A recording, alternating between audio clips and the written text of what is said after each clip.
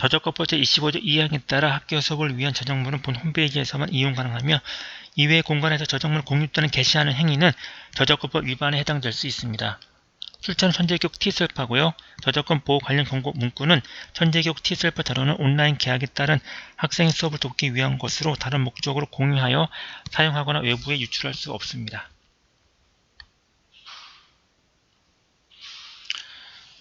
오늘 선생님과 함께 알아볼 내용은 건축 구조물의 건설 과정입니다. 교과서는 228페이지, 229페이지가 되겠습니다. 일단 건축 기획부터 시작을 하게 되는데요. 건축 구조물에 공사를 의뢰하는 발주자의 요구를 반영하여 용도 및 공사 시기, 기간, 건설 재료, 대지 조건, 규모와 예산 등을 고려해 효율적인 공사가 진행되도록 목표를 수립하는 단계가 되겠습니다. 이 발주자가 집을 스스로 짓는 것은 아니기 때문에 발주자의 요구를 충분히 반영해서 설계자가 도면을 작성할 필요가 있겠습니다. 일단 용도가 뭔지, 집을 지을 때 용도가 주택인지 아니면 무슨 숙박시설인지 병원인지 나름 용도가 있겠죠. 그 다음에 기간, 언제부터 언제까지 집을 지어달라는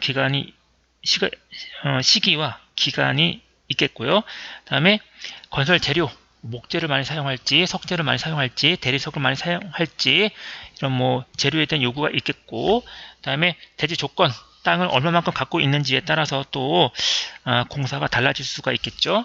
그 다음에 규모와 예산, 그러니까 집을 지을 때 몇 층짜리로 집을 지을 건지 이런 규모라든가, 그 다음에 갖고 있는 예산 등을 충분히 고려할 필요가 있겠습니다. 밑에 건축 계획 및 설계를 보시면요. 건축 계획은 기획 단계에서 수립한 목표에 따라 조건과 정보를 파악하고 분석하여 계획하는 단계입니다. 건축 설계는 계획 단계에서 결정한 내용을 바탕으로 설계자가 건축 구조물의 형태를 도면과 시방서 등에 표현하는 단계로 계획 설계, 기본 설계, 실시 설계 등으로 이루어져 있다라고 되어 있는데요. 여기 보시면 건축 계획은 기획 단계에서 수립한 목표에 따라서 조건과 정보를 파악하고 분석하여 계획하는, 말 그대로 이제 계획을 하는데, 계획 단계에서 결정된 내용을 바탕으로 설계자가 건축 구조물의 형태를 도면과 시방서 등에 표현한 단계라고 되어 있는데요. 이 도면은 쉽게 말해 그림으로 표현한 거고, 이 시방서는 이제 글로 표현한 겁니다.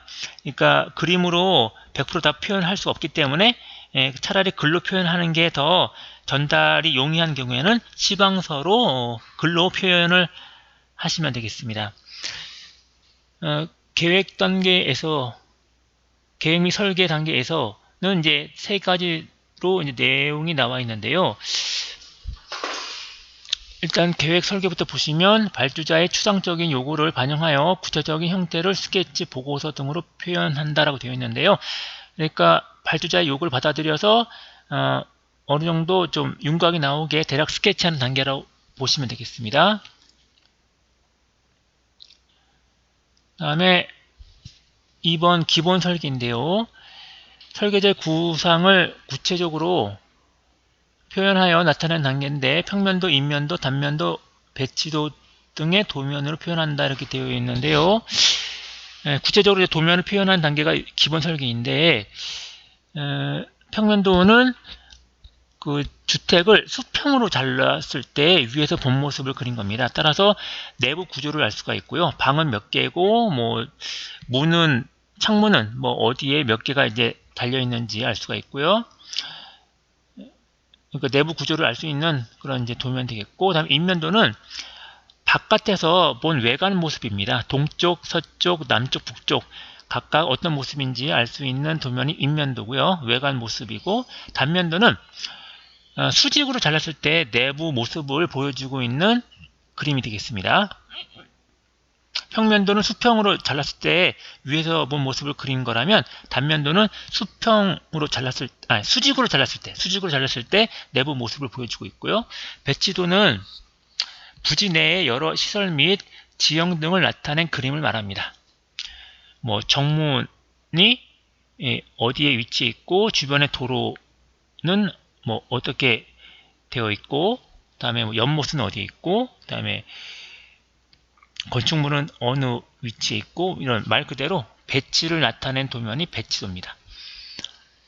실제 설계는 기본 설계를 바탕으로 시공에 필요한 도면을 작성하는 것으로 전기, 통신, 설비 등을 도면으로 표현한다라고 되어 있는데, 우리가 집에 살 때 건축물만 있다고 해서 살기 편한 건 아니죠. 따뜻한 또는 뭐 여름에는 또 에어컨도 켜야 되고, 그 다음에 겨울에는 따뜻한 기운도 필요하죠. 난방도 되어야 되고, 이거 냉난방 시설 필요하고요. 그 다음에 전기 없이 우리가 살 수가 없죠. 전기 시설, 다음에 우리가 인터넷 해야 되지 않습니까? 그러니까 인터넷을 하기 위해서 통신 설비 이런 것들이 필요한데, 전기 통신 설비 이런 것들을 이제 도면으로 표현한 것이 실시 설계가 되겠습니다. 그리고 다음 페이지 넘어가기 전에 여기 위에 보시면 시방서 정의가 나와 있는데요. 도면의 그림으로 나타내기 어려운 공사 또는 제품 생산에 관련된 순서나 방법 등을 기록한 문서, 그러니까 글로 기록한 문서를 시방서로 보시면 되겠습니다. 다음에 건축 시공 과정 보겠습니다. 설계도에 따라서 여기 그림이 좀 잘려 있는데요. 건축 구조물을 만드는 활동으로 정해진 기간 내에 최적의 비용으로 안전하고 합리적으로 공사를 해야 한다. 건축 시공은 건축 구조물의 품질을 결정하는 가장 중요한 단계이다. 착공 준비부터 마감 공사에 이르기까지 시공 전 과정을 관리 감독하고 데모김을 통해 안전하고 튼튼한 건축 구조물을 완성해야 한다 라고 되어 있는데요. 순서를 좀 보겠습니다. 착공 준비를 합니다. 대지 조사와 집안의 안정도, 지하수 상태 등 집안 조사를 해야 됩니다. 땅이 튼튼해야지, 안 그러면 침하가 돼가지고 마음 놓고 그 집에 살 수가 없습니다. 대지 조건을 먼저 좀 꼼꼼하게 따져볼 필요가 있고요. 가설 공사를 합니다. 임시로 사용되는 울타리, 이것이 바로 가설 울타리입니다. 그 다음에 급수시설, 받침대 등을 설치한다고 되어 있는데요. 공사를 하기 위해 필요한 공사가 바로 가설 공사다 라고 보시면 되시고, 이 가설 공사를 나중에 다시 철거를 합니다. 그 다음에 토공사입니다. 우리가 나무에도 뿌리가 있듯이 건축물을 지을 때 이 기초 공사를 먼저 좀 해야 되는데, 기초는 땅 속에 박혀 있는 것이기 때문에 땅을 먼저 파야 됩니다. 따라서 토공사를 먼저 하는 것인데, 땅을 파고 주변에 흙이 내리지 않도록 흙막이 공사를 실시합니다. 땅을 팠는데 그게 무너지면 안 되기 때문에 흙막이 공사를 하고요. 그 다음에 기초 공사를 합니다. 나무로 따지면 뿌리에 해당되는 기초 공사를 하는 것인데요. 건물에 적용하는 적재 하중 등의 힘을 집안으로 안전하게 전달하는 기초를 만듭니다. 다음에 그러니까 건축물의 하중을 기초를 통해서 집안으로 전달하고자 한다, 이렇게 보시면 되겠습니다. 골조 공사입니다. 우리 사람도 뼈대가 있죠. 그래서 우리가 이제 일어서 있을 수 있고 또 앉아 있을 수 있는 것인데, 문어나 오징어 같이 이게 뼈가 없는 동물들은 땅 위에서 서 있을 수가 없죠. 골조공사, 이 뼈골입니다. 뼈골인데요. 철골 콘크리트, 철골 벽돌로 건물의 기둥, 보, 바닥, 벽체 이런 주요 구조를 만듭니다. 말 그대로 뼈대를 만드는 공사고요. 다음에 아까 설명했던 설비 공사가 필요합니다. 전기도 써야 되고 인터넷도 해야 되고, 또 우리가 냉난방도 해야 되지 않습니까? 따뜻한 물도 써야 되고, 설비 공사를 나중에 또 하는데요. 수도, 냉난방 및 환기 설비, 전기, 가스와 소방 설비 이런 공사를 실시하고요. 다음에 마감 공사를 합니다. 우리가 쾌적한 환경에서 살려면 마감 공사가 꼭 필요한데요. 인테리어 공사라고 많이 들어봤죠. 방수, 타일, 창호, 바닥, 칠 공사를 실시하고 건물 내외부를 최종적으로 치장을 하는 단계가 마감 공사입니다. 다음에 완공된 단계인데요. 공사에 사용된 장비와 자재, 가설물 등을 정리하고 공사를 마무리를 하는 단계가 완공 단계가 되겠습니다. 오늘 수업은 여기까지 하겠습니다. 수고했습니다.